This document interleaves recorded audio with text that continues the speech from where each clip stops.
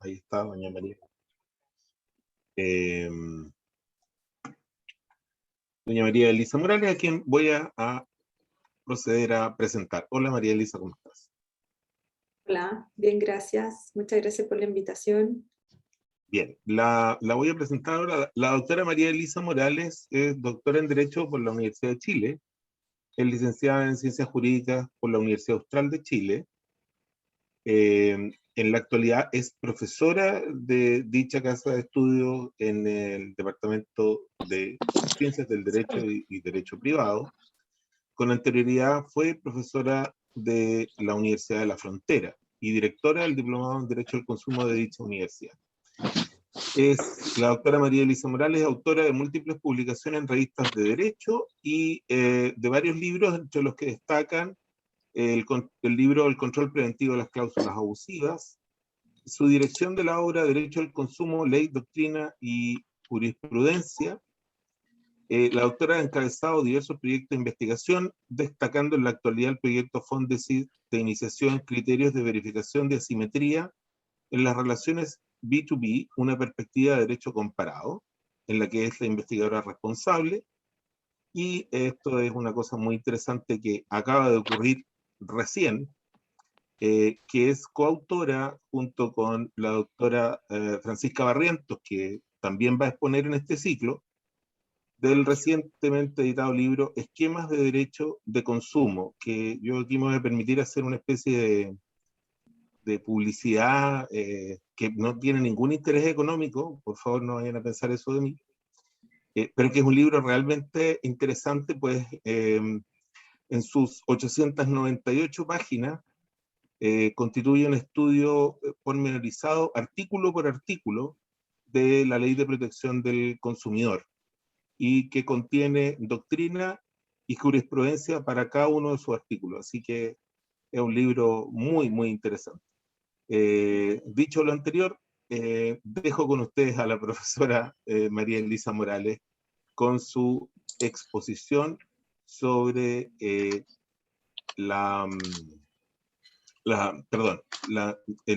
estatuto de la Ley de Protección del Consumidor aplicado a las pymes o MIPES. Muchas Doctora, gracias. por favor. Muchas gracias por esa presentación, muchas gracias por la reseña del libro. En realidad el libro contiene efectivamente doctrina y jurisprudencia de todos aquellos artículos donde hay doctrina y jurisprudencia, porque hay artículos donde no, ¿cierto? Porque son netamente orgánicos o no han sido comentados, etc. Muchas gracias. Entonces, bueno, ¿tengo permiso para compartir pantalla? Entiendo que sí. Quiero agradecer en primer lugar la invitación. Para mí realmente es un honor que me hayan considerado en esta instancia, de la cual espero aprender mucho de ustedes, que son los principales operadores del derecho al consumo, junto con los abogados litigantes. Y también espero aportarles algunas perspectivas en la aplicación de la Ley 19.496 a las relaciones entre empresarios. Despejar entre todos algunas dudas, ver algunas discusiones, etc. Entonces vamos a comenzar. Yo tengo aquí una presentación. Les quiero pedir, ya que estamos todos en nuestros computadores, que tengan a la vista, por favor, la ley 20.416, para que me vayan siguiendo fundamentalmente con el artículo 9, la ley 20.416, que es el Estatuto PYME, y bueno, la ley 19.496 que ocuparemos menos, pero fundamentalmente, por favor, que tengan a la vista la ley 20.416 para no estar, digamos, yo cambiando, sacando el PPT para ir a la ley, ¿ya? Entonces les pido ese favor. Y comenzamos. Entonces, el título de la exposición del día de hoy es Estatuto del Consumidor Empresario. Por favor, interrúmpanme todo lo que quieran, ¿ya? Para que vayamos discutiendo y que la clase sea más dinámica. O sea, un monólogo. Ay, no sabía que estaba así la presentación. Ya, ahí.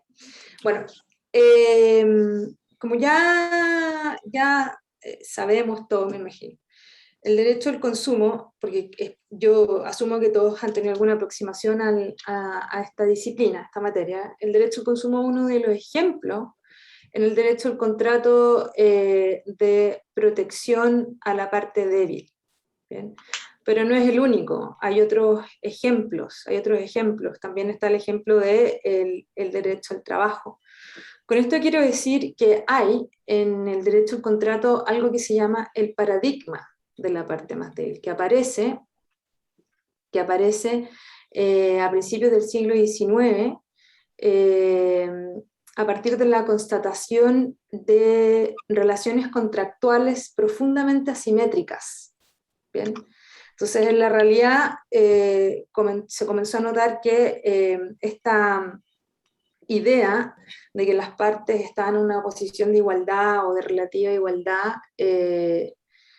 era cada vez menos común, y que la regla general, o que muchísimas de las relaciones contractuales eran profundamente asimétricas, y el problema con esto, o los problemas que empezaron a aparecer con esto, era que la parte más fuerte, representada por el gigante de la película que todos conocen, la parte más fuerte, se encontraba, o se encuentra todavía, ¿cierto?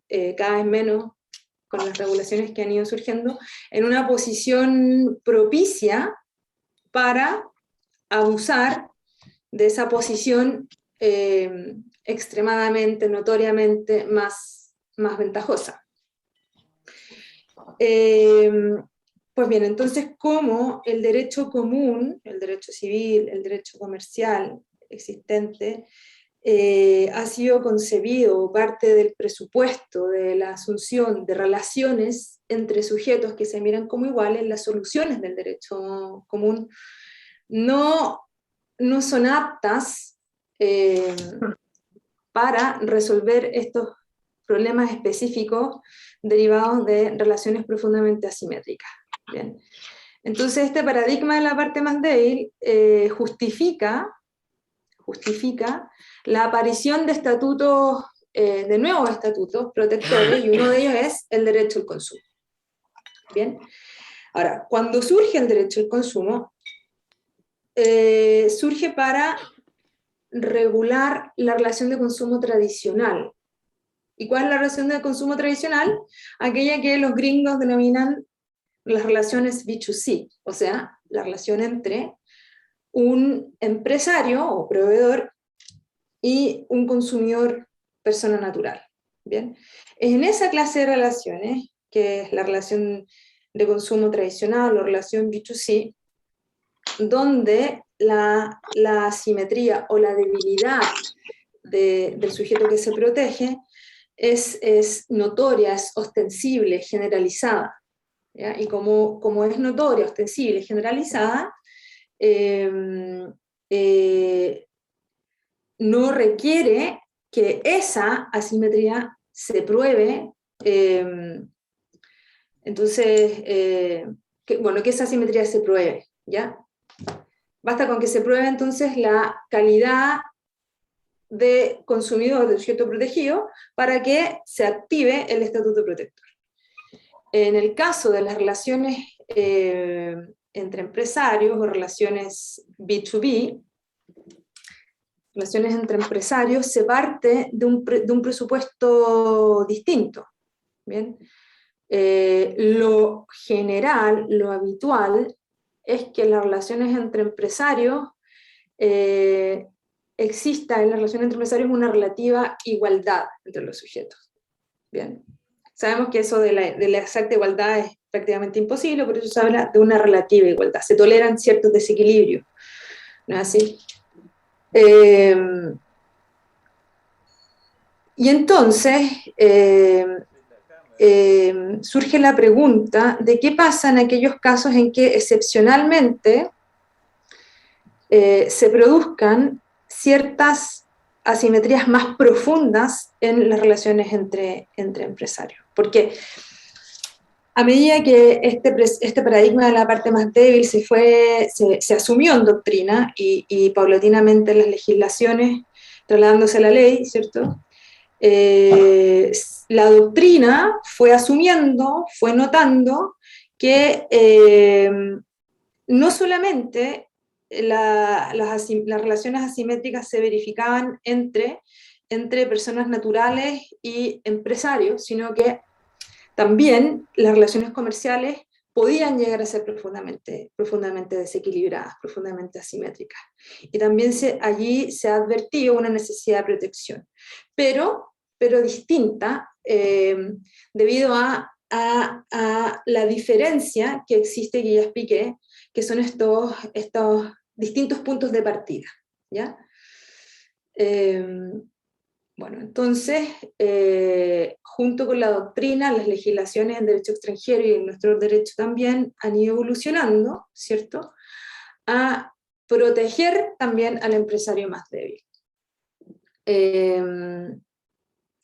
En algunos ordenamientos, eso se ha ido extendiendo a partir de la aplicación jurisprudencial, como en el caso del derecho alemán, en otros ordenamientos como el del derecho inglés, a través de estatutos específicos que por materia específica regulan de una forma muy especial ciertas clases de asimetría entre empresarios. Y en casos como el chileno, a través de una remisión, ¿cierto?, de una ley a la ley de protección de los derechos de los consumidores, que es la ley 20.416. Continuamos. No pasa la... Ya. Entonces, bien, ¿cómo vamos a estructurar la clase que me gustaría que se transforme en conversación el día de hoy? Vamos en primer lugar a revisar la normativa aplicable a este consumidor empresario para ahorrarnos todas las referencias a la ley, etc. Ya, pues, ¿cuál es el estatuto de este consumidor empresario? Donde haremos referencia a esta ley 20.416 en relación a la ley 19.496. También vamos a revisar un grupo selecto de las escasas sentencias donde este estatuto del consumidor empresario ha recibido aplicación. Son sentencias de corte, donde veremos algunos criterios que las cortes de apelaciones han empleado en la aplicación de este estatuto. Bueno, y ahí yo creo que ahí vamos a conversar más, porque seguro que ahí van a surgir las críticas, los desacuerdos con lo que ha dicho la Corte, y se va a poner más entretenida la cosa. Y en la tercera parte de la exposición vamos a abordar algunas preguntas que surgen a partir del estudio de este Estatuto del Consumidor Empresario, y algunas propuestas interpretativas que hemos elaborado junto con algunos colegas en un trabajo que aún no ve la luz, pero que espero que la vea pronto. Bien.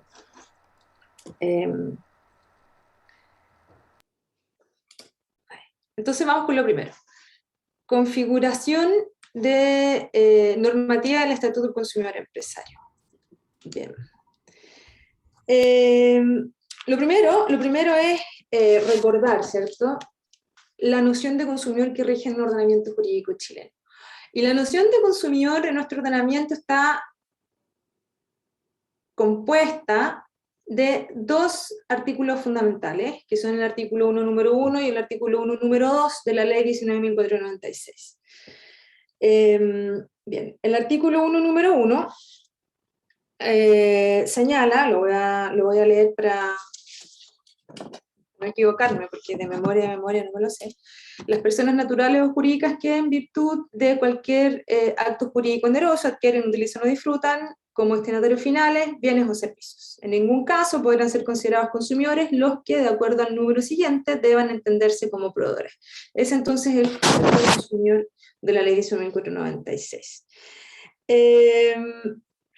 Para poder entender la noción de consumidor del 1, número 1, es necesario relacionarlo con el 1, número 2, ¿cierto?, porque en el inciso segundo, en la parte segunda, el número 1 dice que en ningún caso podrán ser considerados consumidores aquellos que, según el número siguiente, serán consumidores proveedores. Y la noción de proveedor en el número 2 señala a las personas naturales o jurídicas de carácter público o privado que habitualmente desarrollan actividades de producción, fabricación, importación, construcción, distribución o comercialización de bienes o prestación de servicios a consumidores por las que se cobre un precio tarifa. Entonces, las observaciones que surgen en lo pertinente, ¿cierto? Porque sobre la noción de consumidor y proveedor hay harto escrito, hay hartos asuntos que discutir respecto de estos conceptos, pero en lo pertinente, lo primero será decir que bajo esta noción aparentemente amplia de consumidor, se esconde una noción que es en verdad sumamente restringida, ¿cierto? Por dos motivos. Primero, por el criterio subjetivo que adopta el número 1. El criterio subjetivo que sitúa en un lugar esencial, según lo ha señalado Tapia, la calidad de destinatario final. Es decir, para ser consumidor, bajo este artículo 1, número 1, se requiere ser el destinatario final del bien o servicio. Y para que no quepa duda de aquello, luego se excluye a cualquier sujeto que pueda ser considerado como proveedor. Luego el 1, número 2, en una noción amplísima de proveedor que comprende toda la cadena de comercialización,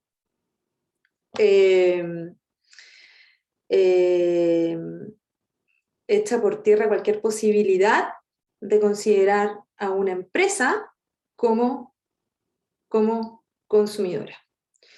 Entonces, se trata de una noción de consumidor restringida, de acuerdo a estas observaciones que he realizado, y que tiene una función excluyente, es decir, tiene la función de excluir a las empresas, al consumidor empresario, ¿ya? No es posible, entonces, con la interpretación aislada del 1, número 1 en relación al 1, número 2, considerar actualmente, porque antes se discutía, luego con las modificaciones que han habido, ya no cabe duda que con la interpretación de esos dos artículos no es posible considerar a una empresa como consumidora.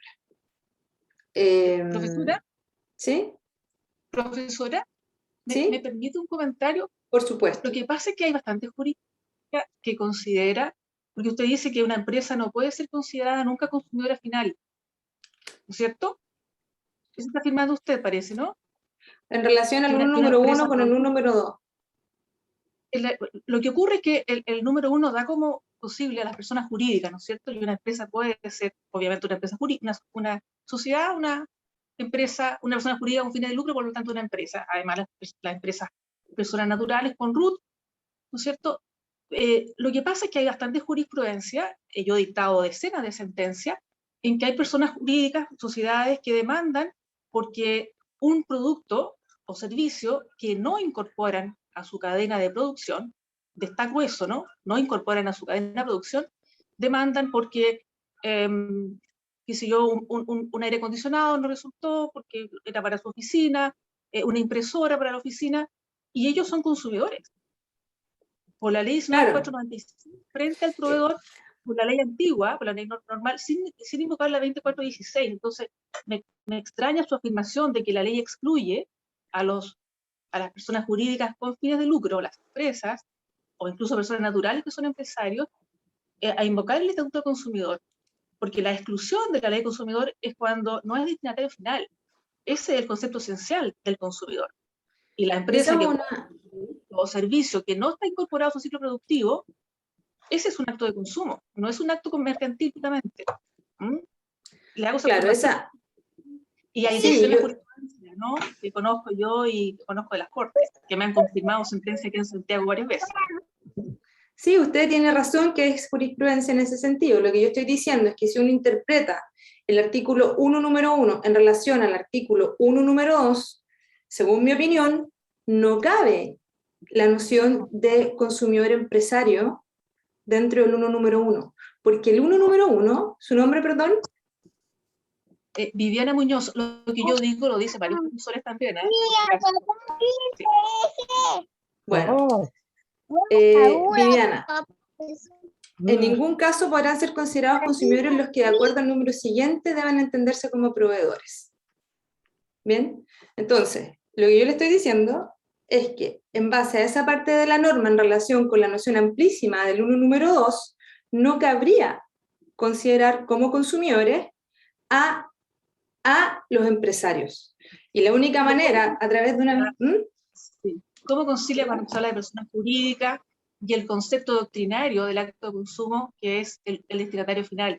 Entonces, en una interpretación lógica y conforme a los principios del derecho consumidor y la doctrina y la jurisprudencia, la empresa que compra algo o un servicio que no incorpore su ciclo productivo es destinatario final y cabe perfectamente dentro del número 1.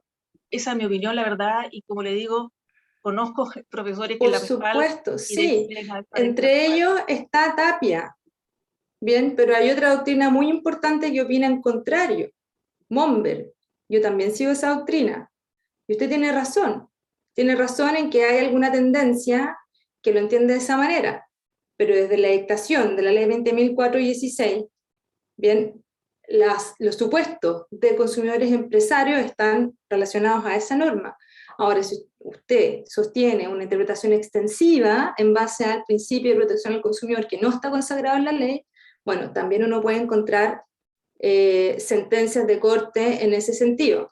Bien, pues lo que yo estoy diciendo es que en base a la interpretación del 1 número 1, así como está actualmente, me parece que es categórico en sostener que no cabe la interpretación que usted me está señalando.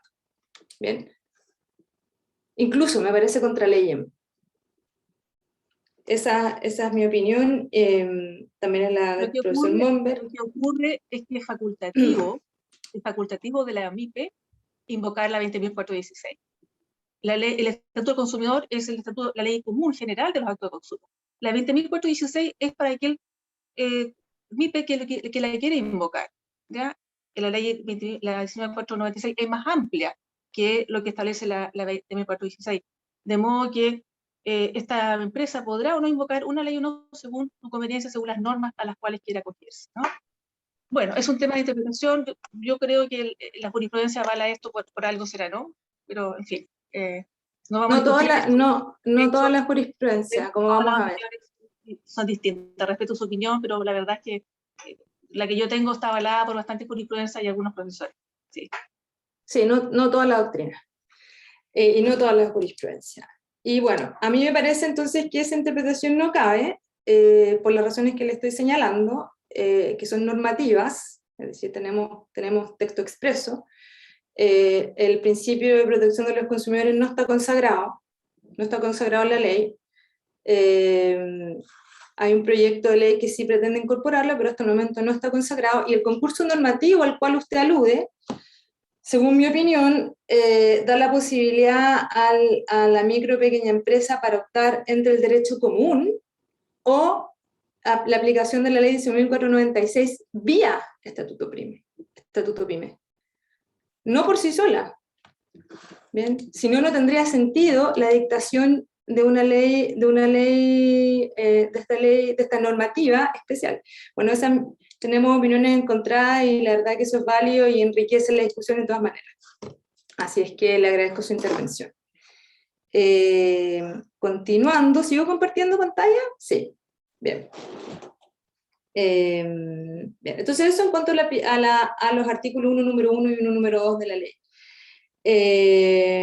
Y sobre la aplicación de la ley 19.496 a micro y pequeños empresarios, se dictó en nuestro ordenamiento en el año 2010 la ley 20.416, o también conocido popularmente como el Estatuto PYME, que lo que hace es, ex artículo 9, en relación con el artículo 2 de la misma ley, hacer aplicable cierta normativa de la ley 20.416 a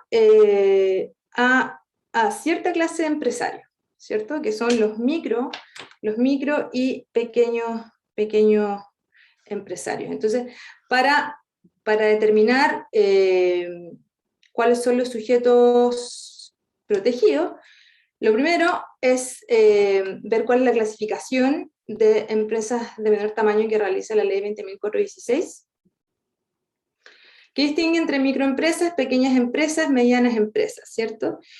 De acuerdo a un criterio netamente formal, no incorpora la ley expresamente, al menos no a primera vista. Si uno hace una interpretación podría inferir algo que podamos discutir más adelante, pero a primera vista no incorpora algún criterio sustantivo. El criterio formal para distinguir entre micro, pequeñas y medianas empresas, y dice relación con los ingresos anuales por ventas y servicios y otras actividades del giro de la respectiva empresa en el último año calendario. Entonces establece límites. Bien, por ejemplo, las microempresas son aquellas empresas cuyos ingresos anuales por ventas y servicios y otras actividades del giro que no hayan superado las 2.400 unidades de fomentos en el último año calendario. Y así, con el mismo criterio, distintos rangos para pequeñas empresas y medianas empresas. Bien, eso en cuanto a la clasificación que hace la ley 20.416 de las distintas clases de empresas. ¿Cuáles son los sujetos protegidos, entonces? Para ver el ámbito de aplicación subjetivo de la ley 20.416, del Estatuto del Consumidor Empresario en realidad, que es el que hace aplicable, digamos, ciertas disposiciones de la ley 18.496 a micro y pequeñas empresas, hay que ir al artículo 9 de la ley. Y los sujetos protegidos son las micro y pequeñas empresas, según el artículo 2 del mismo Estatuto 20.416, en sus relaciones con sus proveedores. Bien, aquí hay una discusión en doctrina, y es que algunos autores, entre ellos Tapia y el profesor Sandoval, es necesario que para que se pueda aplicar esta normativa protectora a la micro y pequeña empresa, es necesario que el sujeto, la micro y pequeña empresa, sea, además de tener esta calidad, sea además destinatario final del bien o servicio.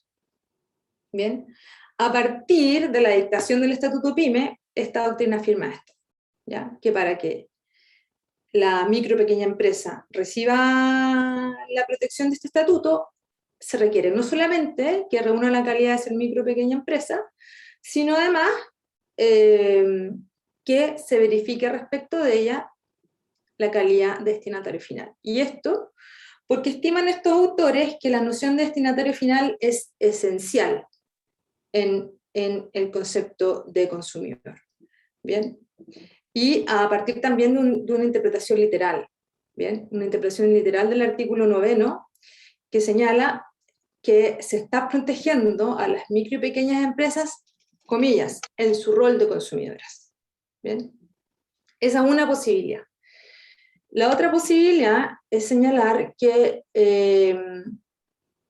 la ley 20.416 no distingue al respecto, es decir, no exige que la micro y pequeña empresa sea además destinatario final. Y eso apoyado aparte del argumento literal, ¿ya? El argumento de texto, también hay un argumento contextual, porque el artículo 9 de la ley, en el número 6, a propósito del deber de profesionalidad, indica expresamente la posibilidad de que la micro pequeña empresa protegida ha incorporado a su giro el bien o servicio. ¿Bien? Con lo cual, al contrario, no se estaría exigiendo que la micro pequeña empresa protegida sea destinatario final. Eso entonces, ese sería un argumento contextual, y el tercer argumento es el argumento del efecto útil, ¿ya? Porque si nosotros estimamos que las micro y pequeñas empresas tienen que ser, además, destinatarias finales del bien o servicio, como lo estiman Tapia y Sandoval, estaríamos restringiendo excesivamente el ámbito de aplicación de esta normativa. ¿Bien? En esta última interpretación están el profesor Momberg, el profesor Felipe Fernández, estoy yo, y la profesora Francisca Barrientos. Bueno, y en la primera interpretación, el profesor Tapia y el profesor Sandoval. Jurisprudencia ya vamos a ver a continuación. Bien, continuamos. Luego, el mismo artículo 9 de esta ley indica que para los efectos de esta normativa se entenderá por proveedores las personas naturales o jurídicas que, definidas de acuerdo con el artículo 1 de la ley 18.496, desarrollen las actividades allí señaladas respecto de las micro y pequeñas empresas. Cabe aquí anotar lo siguiente. La micro o pequeña empresa recibe la protección de este estatuto del consumidor empresario, sin importar cuál es el tamaño o la experticia, bien, de su proveedor. Bien. Aquí solo importa que se trate de una micro o pequeña empresa. Bien. Si contrata la pequeña empresa con una microempresa como proveedora, la pequeña empresa, no obstante que económicamente pueda ser más grande, una empresa más grande respecto a su proveedora, igualmente recibe protección de acuerdo a una interpretación formal de la ley. ¿Bien? A mi parecer, eso es criticable. Si nos da tiempo al final de la discusión les voy a contar por qué, pero en principio, de acuerdo a una interpretación formal del artículo 9 de la ley, no es relevante el tamaño del proveedor, solamente es relevante el tamaño de la micro o pequeña empresa. Es decir, si reúne la calidad de micro o pequeña empresa, recibe protección en su rol de consumidora, quiere decir como adquirente del bien o servicio. Bien. Entonces hay distintas combinaciones posibles. Microempresa con microempresa, pequeña empresa con pequeña empresa con gran empresa, pequeña empresa con microempresa, donde la primera es la que juega el rol de adquirente consumidora, y así, ¿no? Continuamos. Bien. Ahora, en principio, no toda la ley 18.496 resulta aplicable a estas relaciones que acabo de describir a estos sujetos, sino que, en principio, solamente algunas de sus disposiciones, que también están mencionadas en el artículo 9 de la 20.416. ¿Qué son los párrafos primero, tercero, cuarto, quinto del título segundo y los párrafos primero, segundo, tercero y cuarto del título tercero de la ley 19.496? ¿Qué son los derechos y deberes de los consumidores, las obligaciones de los proveedores, las normas de control de cláusulas abusivas, las normas de responsabilidad por incumplimiento, las disposiciones relativas a la información y publicidad, disposiciones relativas a promociones y ofertas, normas relativas al crédito al consumidor, las normas especiales en relación a la prestación de servicios, y se agrega que las micro y pequeñas empresas pueden optar por que les sean aplicables las demás disposiciones aplicables entre partes, ¿ya? Y se estima entonces aquí que hay un concurso normativo respecto a la micro y pequeña empresa, es decir, puede elegir o no la aplicación de la ley 19.496. O el derecho común, así como yo lo interpreto. En todo caso, no cabe, y aquí hay una norma prohibitiva de la ley 20.416, que se le apliquen las normas relativas al Servicio Nacional del Consumidor. La observación aquí es que el legislador parece entender a través de esta norma que el micro o pequeño empresario, no obstante ser un empresario de menor tamaño, merece menor protección que un consumidor persona natural. ¿Bien? Esa es la interpretación. Ahora, si tienen una opinión distinta, por favor, intervengan. Yo estoy súper abierta a todas las opiniones que tengan al respecto. Ustedes aplican la norma y desde luego que pueden tener opiniones distintas. Esta es la opinión que yo he estudiado, a lo que me he dedicado los últimos 2 años. Bien. Ámbito de aplicación subjetivo. Ámbito de aplicación subjetivo. Continuamos con eso.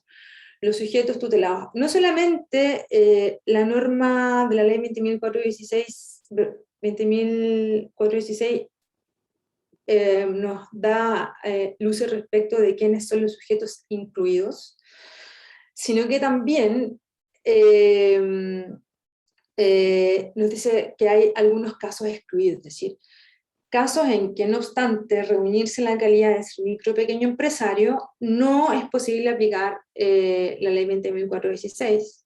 ¿Bien? Y esto está contenido en los incisos 7º y 8º de la ley 20.416. ¿Ya? Son ciertas clases de empresas que no quedan, no se encuentran tuteladas por este estatuto. ¿Ya?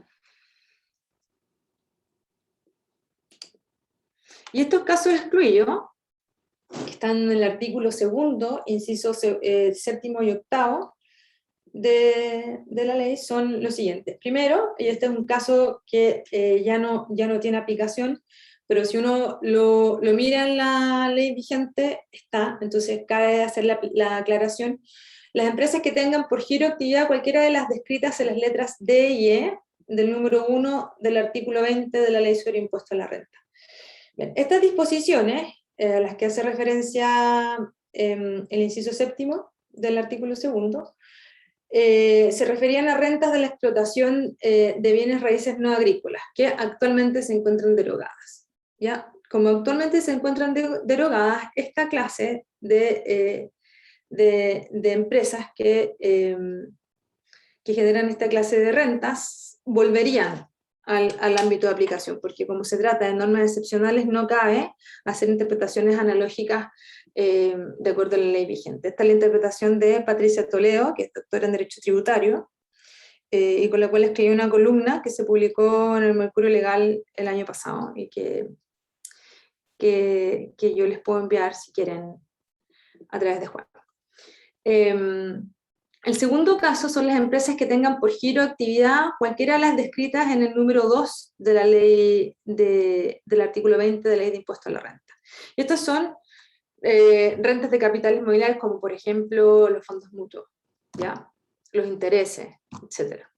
El tercer caso excluido son las empresas que realicen negocios inmobiliarios o actividades financieras, salvo que se trate de las actividades necesarias para el desarrollo de la actividad principal, ¿ya? O sea, si adquieren algún inmueble o realizan alguna actividad financiera que es necesaria para la actividad principal, si es aislada, no lo saca del ámbito de aplicación.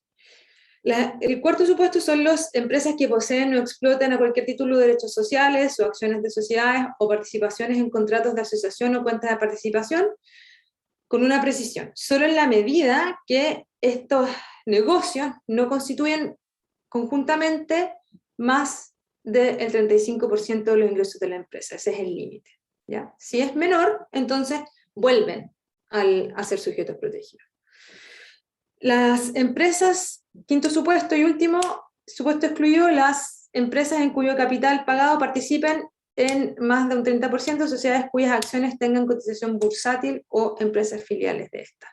Las razones por las cuales se establecieron estas excepciones en el artículo 2 no están expresadas en la ley, pero si uno va a la historia de la ley, la razón es evitar que sociedades de inversión, ¿ya? O grupos de empresas obtengan beneficios los beneficios que entrega la ley.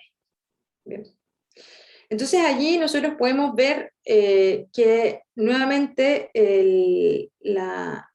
lo que ha tenido en mente el legislador es proteger al empresario más débil. Es el criterio sustantivo que subyace a la ley, que uno puede encontrar en la historia de la ley, pero que no se ha expresado en ninguna de sus normas, ese criterio sustantivo, ¿ya? De que la razón de la ley es la protección del empresario débil. Bien, protegerlo de cualquier abuso que una empresa más fuerte, económica, técnicamente, pueda ejercer respecto de ellas.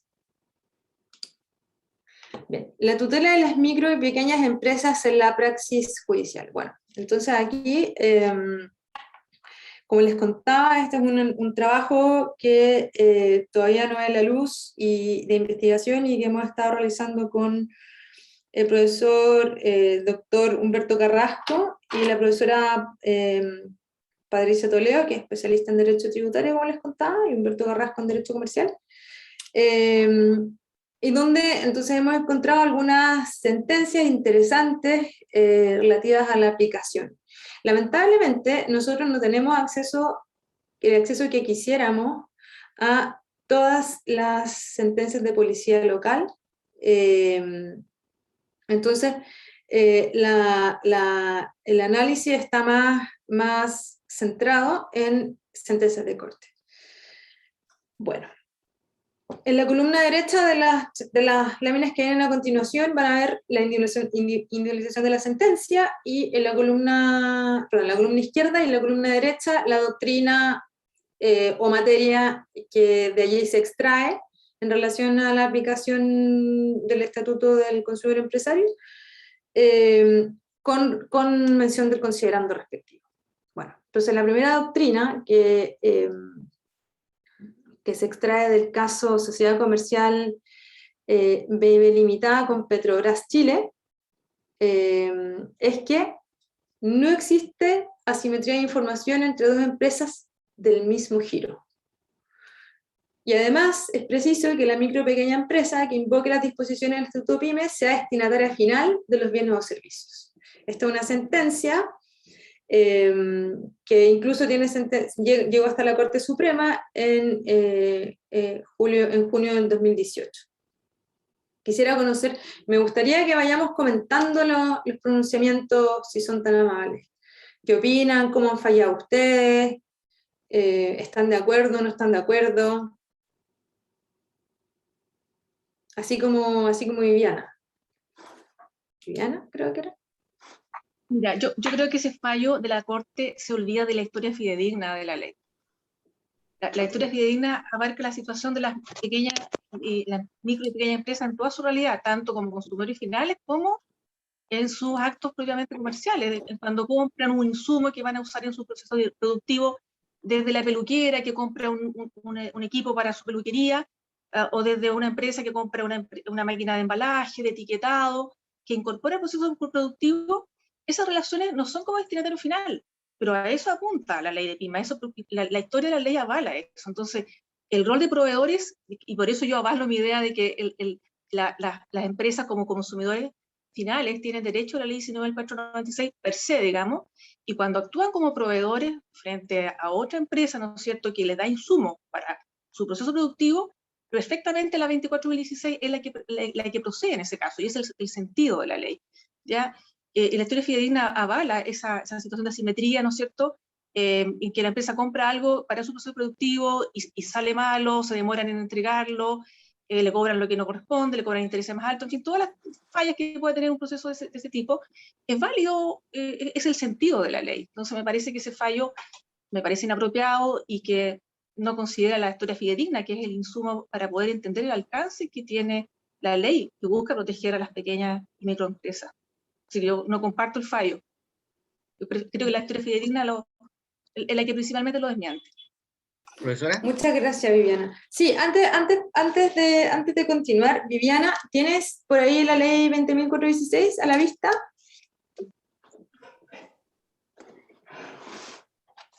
La tengo. ¿Serías tan amable, por favor, de leer el artículo 9º, número 5, si no me equivoco? No estoy con la ley a la vista porque como estoy con el PowerPoint. Procedimiento aplicable. No, sexto. Es el número 6, el deber de profesionalidad. Sexto. Viviana, por favor. Lo estoy viendo acá, pero cuéntame de qué se... ¿Podrías leerlo, por favor? Lo estoy viendo. En voz alta. ¿Quiere que los lea yo en voz alta? ¿Podría ser? Deber de profesionalidad. Si las infracciones dispuestas en este artículo se refieren a la adquisición o contratación de bienes o servicios que se relacionan directamente con el giro principal de la micro o pequeña empresa, el tribunal deberá considerar la aplicación de la multa que proceda y que el deber de profesionalidad de la micro o pequeña empresa es equivalente al del proveedor que cometió la infracción. Eso Claro. es para efecto de la multa. Claro. Y entonces ahí está reconocida expresamente la posibilidad de que tanto se trate de un bien que incorporen al giro como que no lo incorporen. Exactamente. Claro, y la norma no dice dentro del ámbito de aplicación, entonces, del Estatuto PYME, de la Ley 20.416, cabe la posibilidad de que estemos protegiendo a una micro o pequeña empresa que incorpora a su giro el bien o servicio, como que no lo incorpore, y si lo incorpora, eso tiene que ser ponderado en la multa a aplicar. ¿Ya? Eso es lo que quería que revisáramos conjuntamente. Claro, hay varias normas que hacen implícito que es también para los proveedores como tal, para el proveedor la pyme que actúa como proveedor a su vez en cuanto a que incorpora el proceso productivo lo que compra a la otra empresa. Claro, pero como está protegida en su rol de consumidora, que en realidad debería ser el problema es que la ley, al utilizar esta designación en su rol de consumidora, confunde. ¿Bien? Y es por eso que se produce la discusión. Es por eso que se produce la discusión. Que traen esta especie de, a veces como contradicciones, antinomias, pero hay que aplicarlas sistemáticamente, lógicamente, y con elemento histórico también, que son insumos relevantes para que el juez haga justicia, porque no nos olvidemos que el proceso tiene una finalidad, que no es vacío, no es formalidad pura, sino que es dar una solución justa a un conflicto dentro de la competencia del juez. Por supuesto, y por eso es que tu postura es completamente válida, pero no es la única. Estoy de acuerdo, y me encanta que no sea la única. Yo podría cambiar alguna vez, tal vez también opiniones, ¿no? Por supuesto. ¿Alguien más quiere intervenir? Perdón, yo solamente señalar que en realidad no estoy, al igual que la colega Viviana, no estoy de acuerdo, en el fallo, porque al parecer, digamos, se señala ahí que por el hecho de pertenecer al mismo giro, inmediatamente se concluiría que no existiría asimetría de la información. Y eso hay que verlo caso a caso, porque pueden haber múltiples situaciones. Y la sana crítica nos obliga a no señalar afirmaciones que no puedan sustentarse epistemológicamente, que no puedan comprobarse, digamos, por sí mismo. O sea, tiene que ver el mérito del proceso para señalar si existe o no asimetría de la información. Y no basta con que sean del mismo giro, porque pueden darse muchas situaciones.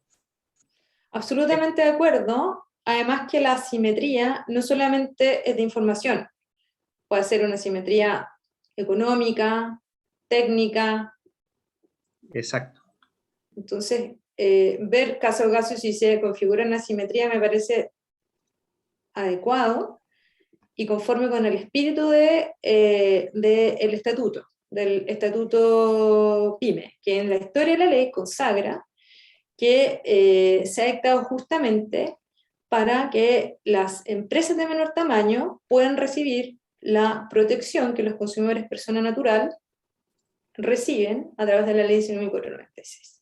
Y entonces el Estatuto PYME lo que hace es extender esta protección, y al mismo tiempo que extiende esta protección incorpora la parte segunda del número 1, excluyendo, sacando, expulsando a las empresas. Esa es la interpretación que yo he hecho a partir de la historia de la ley, a las empresas para evitar confusiones.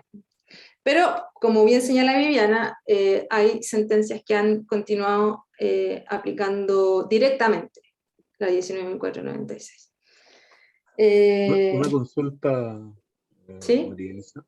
¿Sí? Sí, yo me quedo bueno, en la idea, en la primera parte de la doctrina que está ahí citada, que es la de la simetría de información, que aparece como una sentencia así categórica y, como dice Guillermo, casi como una declaración de principios, ¿no? Y que yo coincido que es una cosa que se debe ver caso a caso, pero esa afirmación que, digamos, o sea, me hace sentido la revisión de la simetría de la información, o estará bien relacionar eso con el deber de profesionalidad, o sea, en el sentido de que simplemente no es una persona que se dedica a otra cosa, sino que se dedica efectivamente al mismo rubro o al mismo giro. Claro. Por lo tanto, es de esperar que su capacidad de estar informado no sea la misma que de cualquier otra persona. Sin perjuicio que la sentencia o lo que dice ahí como una especie de afirmación a todo evento, en eso no estoy de acuerdo, pero sí yo creo que atendiendo la norma del número 6 es algo que sí hay que revisar. Hay que ponderarlo, claro, y lo que el legislador propone ahí es que se pondere la multa. O sea que no lo dice expresamente, pero se interpreta que en el caso de que se trate de una micro pequeña empresa, que es la protegida, con un proveedor, y ambos sean del mismo giro, que la multa que se le aplique al proveedor sea menor, es lo que se interpreta, ¿cierto?, que si se tratasen de sujetos que se dedican a giros diferentes. La norma no lo dice expresamente, pero al parecer allí habría que ponderar el asunto de la igualdad de giro en la aplicación de la multa, no en la aplicación del estatuto. O sea, no es la aplicación del estatuto como una forma de decir no acoja tramitación, pero Claro. eventualmente podría llegar a un punto en que uno dijera, sabe que lo que usted está reclamando, usted esto debería saberlo. O sea, Sí, sí. y eso, Esa sería una interpretación finalista. Esa sería una interpretación finalista. Es decir, esta ley ha sido concebida para proteger a un sujeto débil, y usted técnicamente parece que hasta sabe más que el proveedor. sí. O una interpretación como la que tú señalas, finalista, podría aplicarse en el caso en que una pequeña empresa, por ejemplo, reclame protección respecto de una microempresa. ¿Me voy a entender? Es decir, la pequeña empresa adquiere un bien o servicio de una microempresa que es económicamente más débil. Si esa diferencia es ostensible y se constata que no hay asimetría, yo creo que sí hay justificación para no darle protección, ¿ya? Porque sería absurdo estar protegiendo a la parte más fuerte de la relación. Pero esa es un criterio, el de la asimetría, que no está expresamente establecido en la norma, ¿ven? Sino que hay que llegar a ese criterio, construirlo a partir de una interpretación finalista. Y contextual también podría ser. Uno podría tomar distintas normas y construirlo, pero no está expresamente dicho. No está expresamente establecido. Otra sentencia. Este es el caso de Diana Castro Perlaza con Supermercado Totus de Calama. ¿Qué pasó acá? ¿Qué se dijo aquí?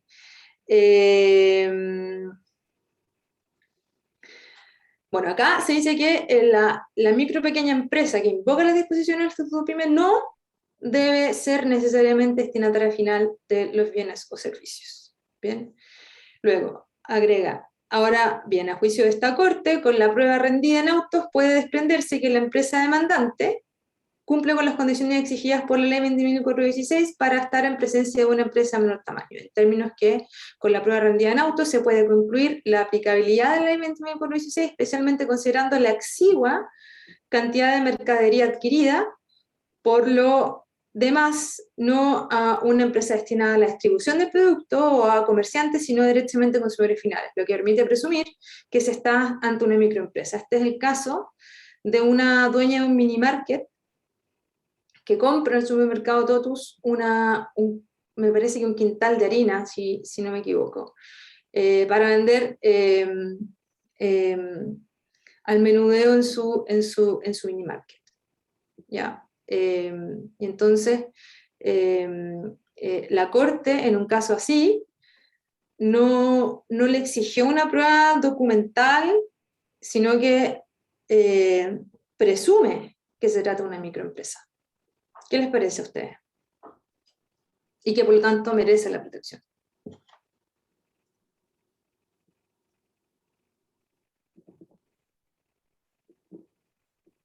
Bueno, yo voy a opinar de nuevo un poquito en este tema. Fíjate que de las grandes dificultades que hay cuando uno va a admitir estas acciones es establecer si es pequeña o micro la empresa que demanda. Y al comienzo yo pedía que presentaran los balances del año anterior, las facturaciones. Oficié alguna vez impuesto interno dijo que era era información reservada, que no podía compartirla. Y después la fui aceptando, simplemente esperando la excepción. ¿Ya? Y cuando se plantea la excepción de incompetencia en función de que no es pequeña o microempresa, ahí yo pido la prueba, ¿ya? Pero establezco la presunción por el contexto, por la cuantía de la operación. Ahí me ha tocado cosas increíbles, me ha tocado empresas financieras que se atreven a andar por ley de PYME con inversiones altísimas en acciones. Y bueno, en la realidad es un tema difícil, pero la verdad es que al menos yo lo resuelvo y sé que mis colegas Santiago también con algo parecido, que es asumir que acoge el estatuto y si no se alega la situación de incompetencia, se continúa y si la parte que alega la incompetencia porque no es pequeña empresa o micro no rinde pruebas idóneas para descartar esta presunción válida, como lo hace este fallo, de que por la envergadura de la empresa, la ubicación, el tipo de producto que se trata, es presumible que sea una pequeña microempresa. Así que yo creo que la presunción hay que partir con eso y ver el juicio caso a caso si es que hay motivos para cuestionarlo, y ahí la prueba que rinda las partes o el tribunal de oficio, en base al artículo 16 de la ley 18.287, decretar alguna diligencia probatoria. Eso me parece, así que yo comparto el fallo que citas ahí. Gracias. ¿Alguien más? Continuamos. Bueno, algo que no tendría por qué estar controvertido es que las asociaciones de consumidores pueden demandar con el objeto de tutelar los intereses de micro y pequeños empresarios. La única exclusión que establece la ley es respecto al CERNAC, ¿cierto? Las normas relativas al CERNAC. Otro fallo, que es el fallo de la Corte de Apelaciones de Chillán, señala que la micro o pequeña empresa que invoque las disposiciones del Estatuto PYME debe ser destinataria final de los bienes o servicios. Esto a partir de la interpretación, como les contaba, de la letra del artículo 9, que señala que recibirán la protección en su, comillas, rol de consumidoras.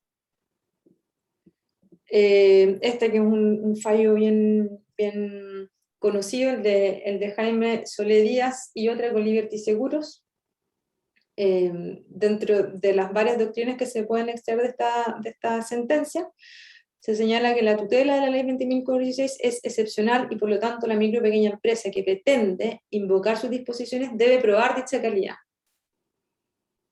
Que es la micro y pequeña empresa que pretende invocar sus disposiciones debe probar dicha calidad. ¿Tú no estás de acuerdo, Diana, con esto? Si es cuestionado por la parte contraria, sí, pasa a ser un hecho controvertido, entonces tendría que probarlo. Eso. Em, Ahora, si Yo puedo lo complementar la opinión de Viviana claro. en la misma línea de ella. Me parece que una cosa es el tema de la legitimación activa y otra cosa es de la competencia o incompetencia absoluta. Si nosotros estamos frente a un tema de legitimación, debiéramos dejar que la iniciativa la lleven las partes. Y si estamos frente a un tema de incompetencia absoluta, en razón de la materia, por ejemplo, esa parte, el rol fiscalizador le toca al tribunal. Y estamos viendo un ejemplo en donde concuerdo con Viviana en que estamos frente a una materia que es de legitimación activa, no es de competencia o incompetencia absoluta. En consecuencia, si ninguna de las partes cuestiona el tema de la legitimación, habría que aplicar el principio de la normalidad, en mi opinión al respecto. Bueno, hay hartas sentencias que exigen que sea el actor el que pruebe. sabes Vamos que a hay una ver. situación, te quiero comentar una Sí. situación más compleja, un poco que se da, que es cuando la pyme no invoca la 20.416, sino que va solamente a ley de consumidor, ¿ya? Y después viene el proveedor que dice que no es consumidor, que es un servicio o un elemento que se destina al ciclo productivo de este consumidor, entre comillas. Me llama tanto la atención ese supuesto de la pyme que no invoca el estatuto pyme, sino que invoca la ley. ¿Por qué razón lo harían? Eso me llama mucho la atención. A veces lo hacen Existiendo por conocimiento. Hay muchas empresas que no saben que existe la ley 20.416 y demandan como un consumidor común y corriente. Y mira, Es yo al habitual. comienzo rechazaba, sí, es pues, ¿no es cierto? habitual Por eso es que normal demanden que derechamente por ley Es habitual. 19.496. Pero lo que está Claro. planteando Viviana es un tema que dice relación con la incompetencia absoluta y con que no Claro. es de legitimación, como decía Juan. Sí, y fíjate que como no actúan con abogado, se hace difícil de entender, digamos, las demandas y a veces al rato se da cuenta uno que se trata de un producto o servicio que está incorporado al ciclo productivo, ya citó el componendo y en las pruebas se viene a alegar esto. Y yo al comienzo rechazaba, cuestionaba, pero al final, fíjate que acepté como que era una invocación tácita de la ley. Como la ley dice que se puede acoger a la 20.416, que se puede acoger a la ley de consumidor, acepta una invocación tácita y he fundamentado fallos aplicando el Estatuto del Consumidor conforme a la ley 20.416 sin que la persona lo haya dicho en parte alguna de su demanda, por el principio tutelar que tiene la ley, ¿ya? Y porque en definitiva sí tiene ese amparo, ¿ya? Aunque lo haya ignorado cuando hizo la demanda, ¿ya? Y ahí se transforma en un inicio 19.496, pero al final la causa sigue y se condena por 20.416. Lo que sí se hace una prevención, yo para salvar el debido proceso, en un momento dicto la resolución que ha atendido la naturaleza de los bienes, por tal y cual razones de los bienes objeto del juicio, se entiende que corresponde a una pretensión hecha al amparo de la ley 24.016, o sea, de la 19.496 en relación con la 20.416, para que la defensa sepa de qué se trata la imputación, ¿no? Yo hago algunas cositas así en causas de abogado, sin abogado un poquito para velar por el debido proceso. Porque cuando tenemos demandas sin abogado, se supone que el legislador rebaja el estándar formal que exige al presentar la demanda y todas las alegaciones. Entonces, en esa realidad, dentro de sus facultades, sin caer en la arbitrariedad, francamente se hacen los esfuerzos, va ordenando un poquito el proceso con estas falencias que se van presentando. Viviana, entonces la aplicación de la ley 19.496 respecto de empresarios por sí sola, que me mencionaste al principio de la clase, sin invocar el estatuto PYME, ¿lo hace respecto de las medianas empresas y las grandes empresas? Todo usuario destinatario final, persona jurídica con o sin fines de lucro, ¿no? Como dice la definición de consumidor de la ley, es consumidor respecto de un bien o servicio que tiene esa calidad de usuario, de destinatario final. Eso es la esencia. Cuando es, como insisto, algo del proceso productivo, las micro y pequeñas empresas pueden invocar la 20.416. La gran empresa tendría que ir a la legislación común porque no está afecta a la 20.416. Ese criterio, y yo sé que algunos otros colegas acá en Santiago también lo comparten. No, sí, sé a lo que te refieres, esa es la doctrina de Tapia. Lo que yo te pregunto es que tú mencionaste al principio de la clase, si no me equivoco, que tú habías aplicado y que conocías muchas sentencias que yo no conozco, que aplican la ley por sí sola, es decir, Claro. sin invocar No. el estatuto PYME, que no es necesario cuando se trata de destinatarios empresarios que son destinatarios finales, pero ahora me dices que tú haces una invocación tácita o algo por el estilo de la ley 20.416. Es decir que, o sea, igualmente se argumenta en la sentencia que existe esta ley. Cuando el objeto del juicio tiene que ver con un insumo del proceso productivo. ¿Te fijas? Ya. Porque ahí no aplica la ley del consumidor. La ley del consumidor aplica per se cuando tenemos un bien o servicio incorporado al ciclo productivo. ¿Ya? Cuando sí es del ciclo productivo, tiene que ser 20.416 sí o sí, si no se declara la incompetencia tribunal. Sí, yo opino que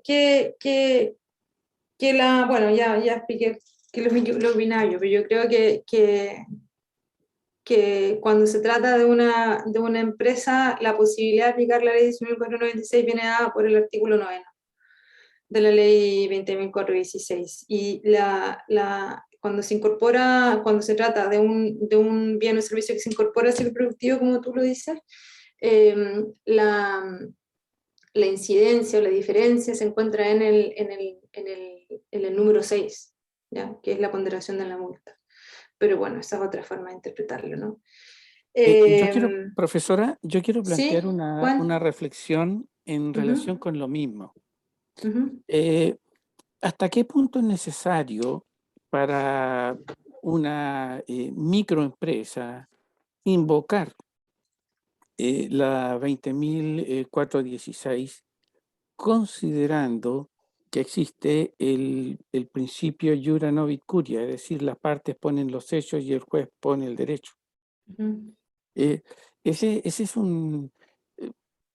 reconozco que puede haber dos o más interpretaciones sobre el punto, pero es un tema de reflexión. ¿Hasta qué punto es necesario?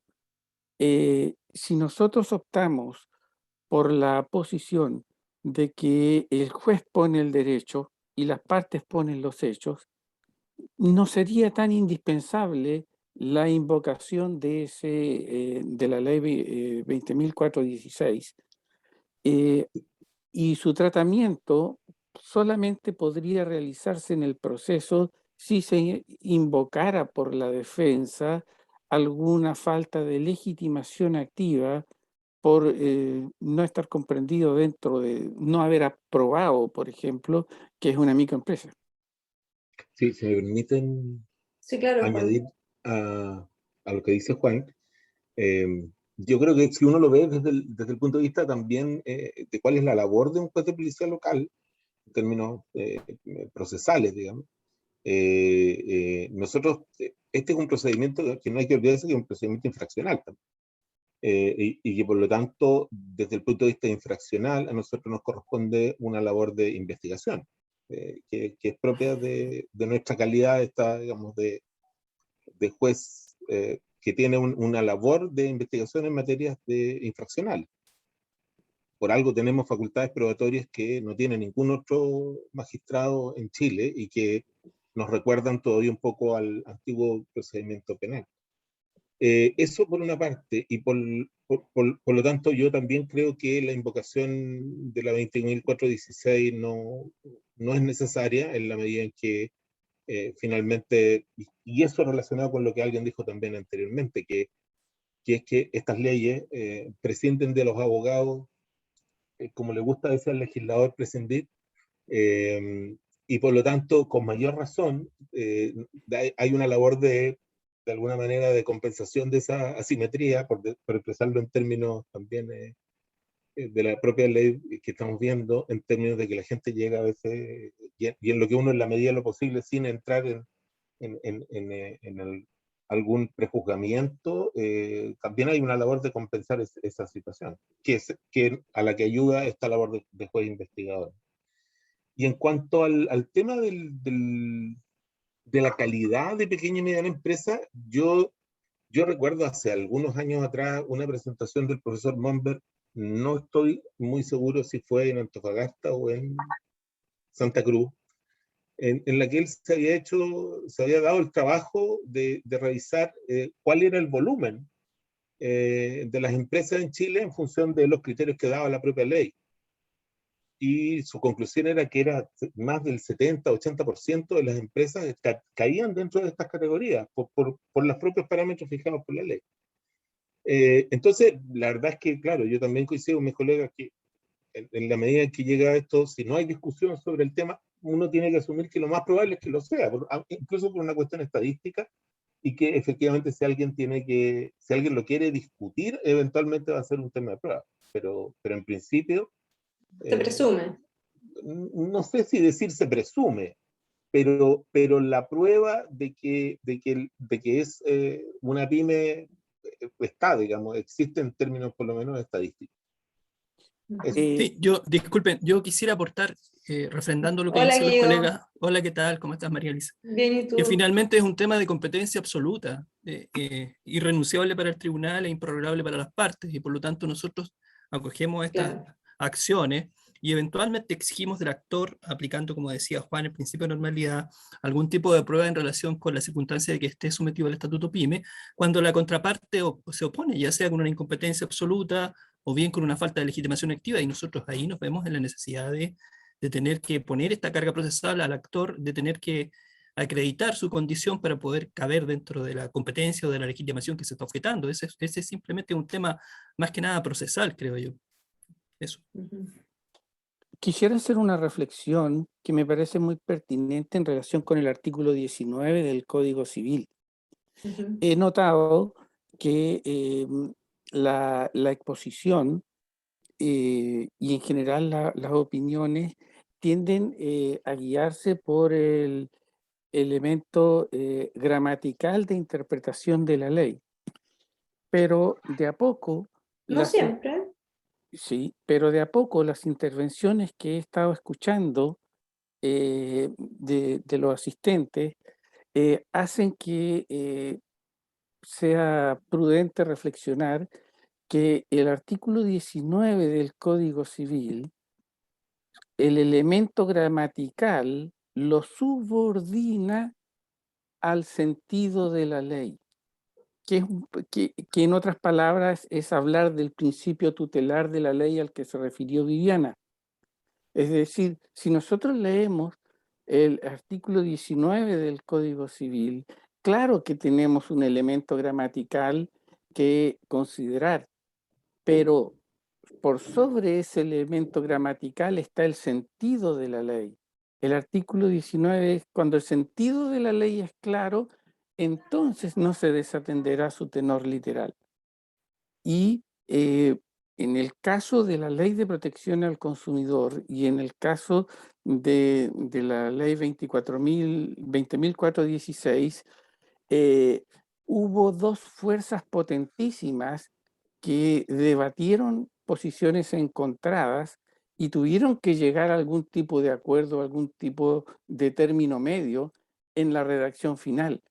Entonces, lo natural es que de repente nos encontremos con normas que dan para hacer esta rica discusión que estamos haciendo ahora, pero sin perder de vista ese sentido de la ley para no quedar tan amarrado de la rigidez del elemento literal. Es la reflexión que quería hacer. Muchas gracias. Muchas gracias. Ya que estamos con el Código Civil, me gustaría saber qué rol... ¿Lisa? ¿Sí? Disculpa, Carola. bueno, sí, pero te dejo que termines con tu idea y No, después te hago mi por favor, consulta, porque a lo mejor saco un poco el tema. Pero sigue en la discusión de si se debe aprobar o no. Sí, lo que pasa es que a propósito de una causa que yo tengo que fallar ahora, me surge la duda que en el fondo la persona denuncia como un consumidor, ¿no es cierto?, por infracción al artículo 15 de la 19.496, es decir, que los guardias de seguridad habrían faltado a su digamos, habían infringido sus derechos. Es una situación bien especial, porque es un consumidor que fue a comprar con factura, por lo tanto podríamos considerar que es una mini pyme o una pyme, pero durante la compra tuvo un conflicto con los guardias de seguridad, producto de eso lo acusaron erróneamente de un hurto, lo tuvieron detenido en la sala digamos, en una sala especial que tienen en el supermercado durante 2 horas, luego de eso lo trasladaron a comisaría, estuvo 24 horas detenido, luego de eso pasó a un control de detención, quedó con libertad provisional, en definitiva un juicio oral que lo consideró, perdón, un juicio abreviado, bueno, la verdad es que no me acuerdo en este minuto exactamente, pero el tema está que esta persona fue absuelta. Ya acá, como es la situación del artículo 15, yo estaba viendo que por la ley 20.000, la que estamos analizando, Se aplica. ¿sí? Se aplicaría esa disposición tratándose de mini pyme, pero mi consulta que más alta es, ¿tiene relevancia determinar si este consumidor es consumidor en los términos de la 19.496 o mini pyme? Porque en el fondo los efectos fueron personales para él.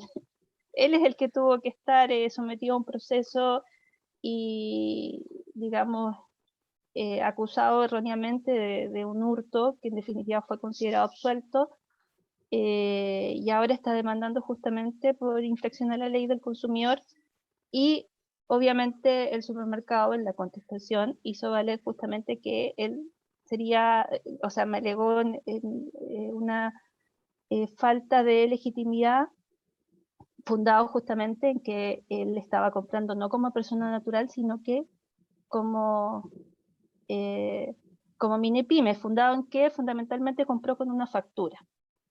Entonces, en esa situación especial, ¿tendría relevancia discutir cuál norma Yo aplicar, creo- o sea, considerarlo como proveedor, o sea, como consumidor por una u otra ley? A primera vista no, ¿cierto? Porque en cualquiera de los dos casos recibiría la misma protección, salvo que se trata del mismo giro, Claro, en cuyo caso no tiene relevancia para fines de reparación, que es lo que entiendo busca este consumidor, ¿cierto? sí. Sino que para fines de aplicación de la multa. Esa es mi opinión. Ahora, obviamente, habrá que ver en qué calidad demandó el sujeto, qué es lo que ha dicho la contraparte, pero en principio, a primera vista, me parece que no, por lo que te estoy diciendo.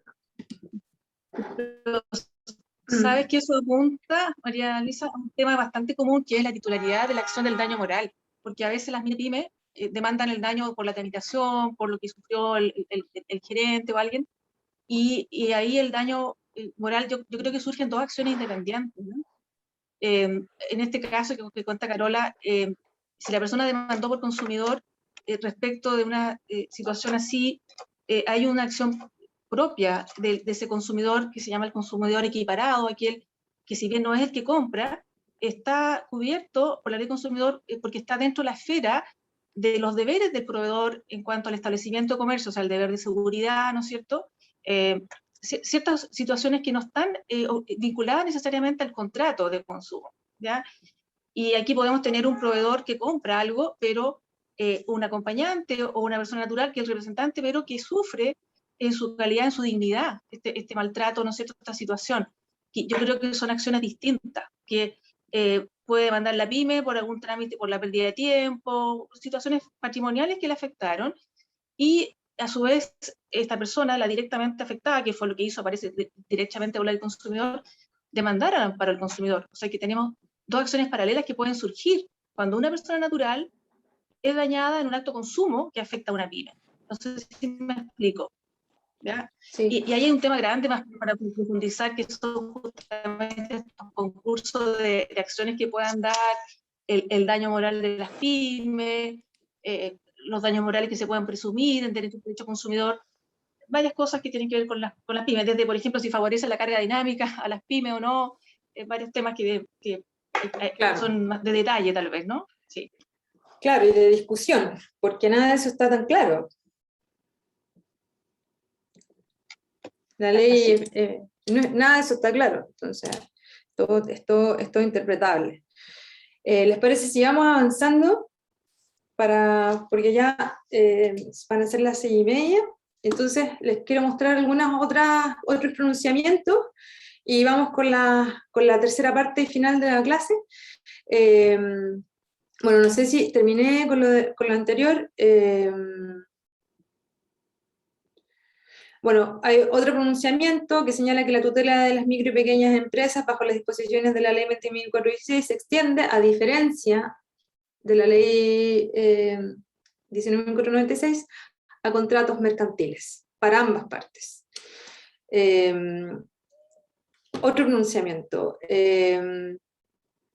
También, nuevamente, la Corte de Apelaciones de Santiago exige que para que la micro o pequeña empresa pueda invocar las disposiciones de la ley 20.416, debe probar la calidad de micro o pequeño empresario. En el mismo sentido, Corte de Apelaciones de Concepción. Y en el mismo sentido, nuevamente Corte de Apelaciones de Santiago, en otro fallo. Entonces, según mi investigación, la mayoría de las sentencias de corte, por lo menos, de las pocas sentencias a las que hemos tenido acceso, exigen la prueba. Bien, no obstante que la ley no es muy clara al respecto. Bueno, y aquí algunas... María Elisa, disculpa, pero eso puede ser en causa en que se haya discutido la legitimidad, porque Claro. cuando no se discute, la Corte no se hace cargo, porque si no es una parte de la Confirma, confirma sin declaración. Yo creo que excede esta evidencia de la jurisprudencia que tú das, afirmar que es un hecho que la jurisprudencia de la Corte unánimemente exige esa situación, sino que yo creo que eso es para causa donde se haya alegado. No me atrevo a decir que hay esa conclusión que tú señalas de que las Cortes sí exigirían esa prueba. Yo creo que eso está en un contexto donde se alega la excepción. Claro, por eso, Viviana, digo, las causas que yo he revisado y las que he tenido acceso, que no son todas, muchas sentencias son sentencias de corte que confirman con declaración y a los cuales no hemos tenido acceso a la sentencia de primera instancia por ser una sentencia de policía local, si ese es un problema para la investigación. Así que si nosotros pudiésemos continuar después de esto con la comunicación y pudieses enviarme las sentencias que tú conoces, donde no se discute y se le da la protección, sería muy interesante e enriquecedor para mí. Lo que te digo es que a las sentencias que yo he tenido acceso, esto es lo que hemos concluido. ¿Bien? Con las limitaciones que me asisten, técnicas. Bien, entonces del Estatuto del Consumidor Empresario surgen más preguntas, parece, ¿cierto?, que respuestas, y posibilidades interpretativas. Bueno, ya conocen mi opinión respecto de si es necesario que se trate de destinatario final o no, o qué importancia tiene que el bien o servicio sea incorporado directamente el giro principal. Ahora la pregunta respecto de quién debe probar la calidad de micro o pequeña empresa, en caso de que se discuta, haciéndose precisión, como dice Viviana, la ley no resuelve expresamente la situación, y según las sentencias a las que yo he podido acceder de corte, donde sí se ha discutido, parece predominar la opinión de que es necesario probar y que la carga de la prueba está del lado del demandante que solicita la protección. ¿Cierto? Lo querían en concordancia con lo dispuesto en el artículo 1698 del Código Civil, que señala que incumbe probar la existencia de la obligación a aquel que lo alega. Entonces el demandante es quien debe probar los hechos que sirven de fundamento al derecho que pretende. Bien, y esto llevado a la protección otorgada por el Estatuto del Consumidor Empresario, correspondería a aprobar la calidad de micro o pequeña empresa.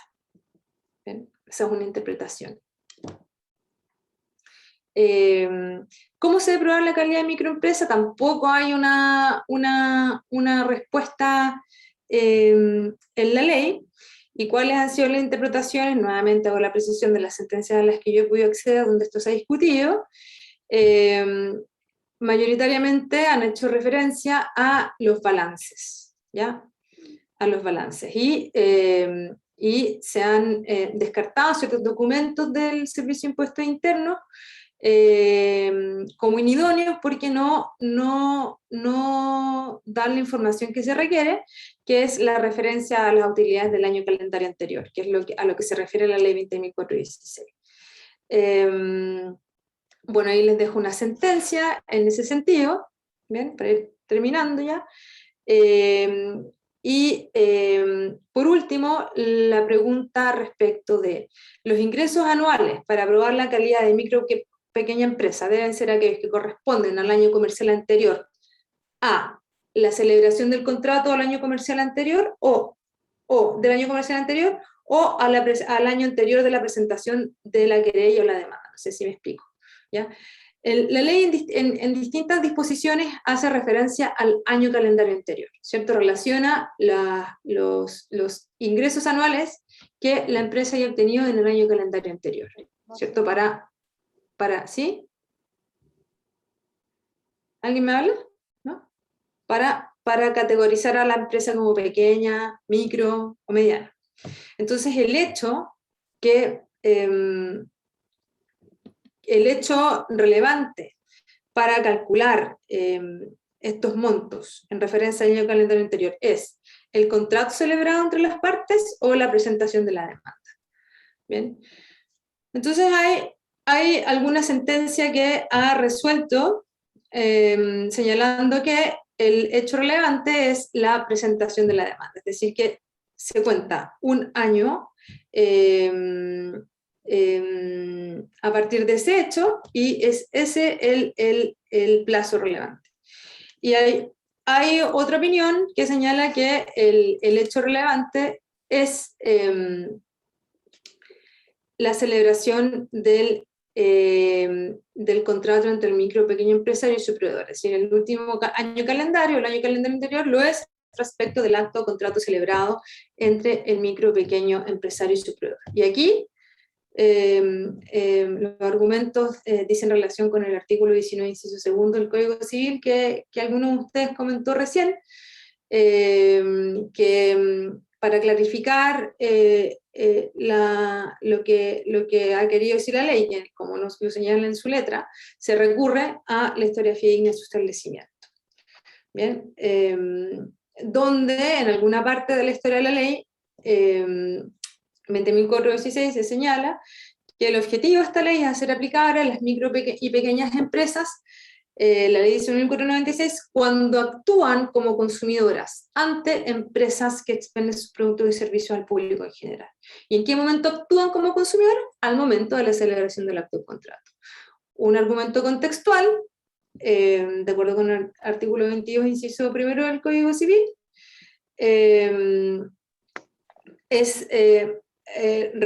consiste en recurrir al artículo 9, número 2 de la ley 20.416, que señala lo pertinente que serán aplicables a los actos y contratos celebrados entre micro o pequeñas empresas y sus proveedores. Las normas, entonces, como la ley hace referencia a los actos y contratos, el momento relevante sería la celebración del acto de contrato.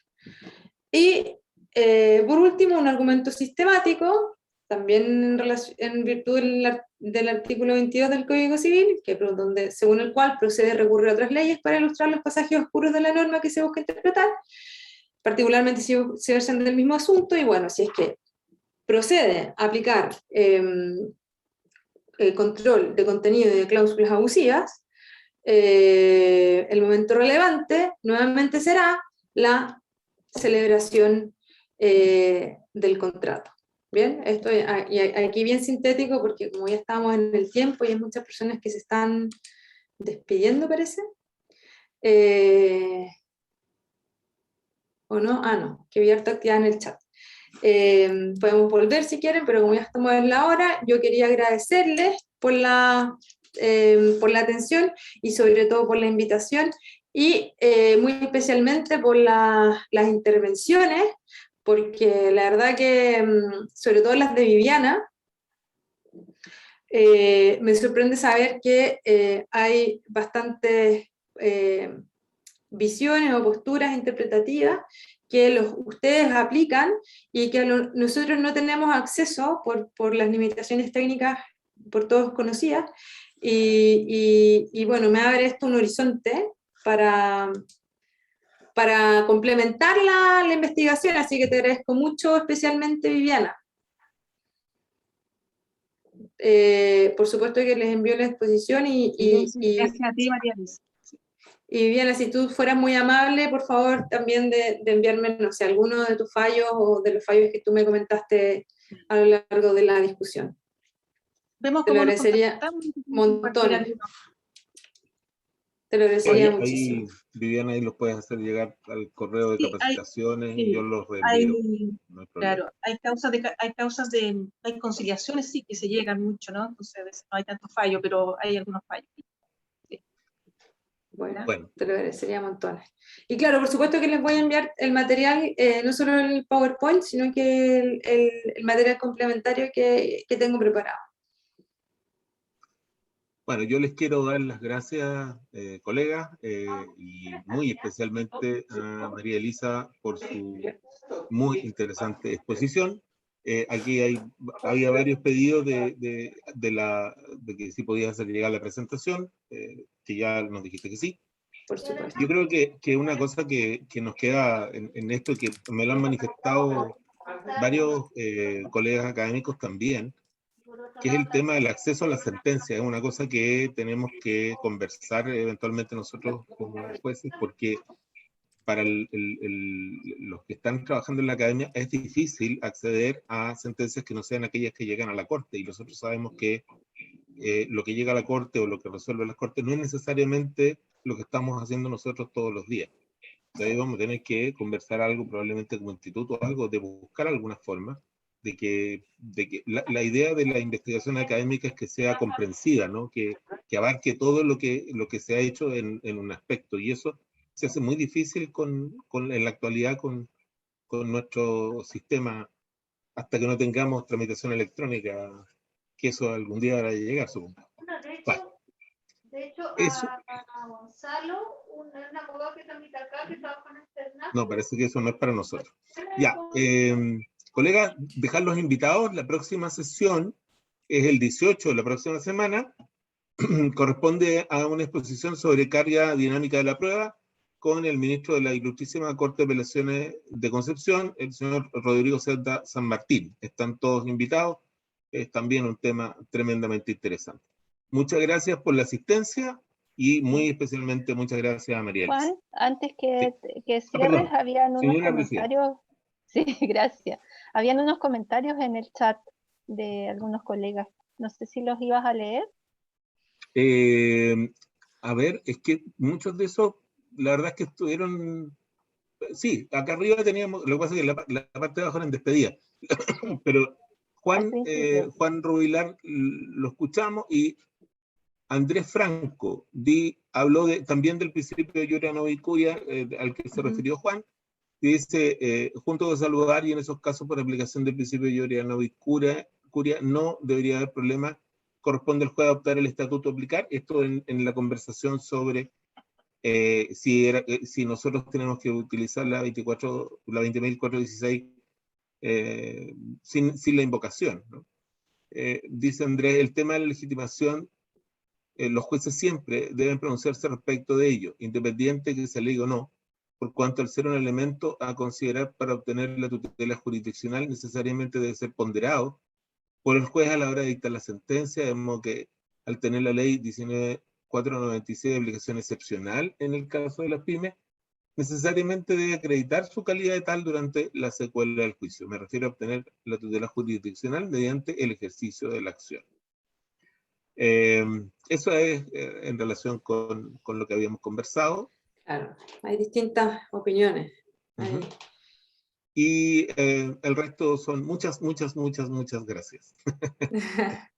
De verdad estoy muy agradecida, fue, como pensaba, muy enriquecedor para mí.